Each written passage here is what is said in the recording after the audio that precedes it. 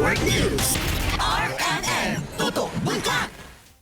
Umabot na sa 195,363 katao o katumbas ng 55,991 na pamilya ang nakaranas ng epekto ng malakas na pag-uulan ng abo mula sa Bulkang Mayon nitong Mayo 2. Kasunod yan ng sunod-sunod na pag-abdaloy ng pyroclastic density currents sa bahagi ng Miisig Gali. Sa datos ng Albay Provincial Information Office, apektado na ang iba't ibang barangay sa lalawigan ng Albay. Pinakamarami ang naitala sa bayan ng Uwas na mayroong 53 na barangay. Sinundan niya ng Ginubata na may 41 na barangay. Ligaw City na may 19 at Kamalig na may 16 na barangay. Sa kabuuan, tinatayang nasa 129 na barangay ang naapektuhan ng matinding ashfall na nagdulot ng zero visibility, pagdumi ng hangin at panganib sa kalusugan ng mga residente. Kung kaya patuloy rin ang panawagan na magsuot ng face mask o basang bimpo para makaiwas sa epekto ng abo. Samantala, patuloy ang isinasagawang clearing operation ng mga lokal na pamahalaan at iba pang ahensya sa mga bayan ng Kamalig at Ginubatan upang alisin ang makapal na naipong abo sa mga kalsada at pampublikong lugar.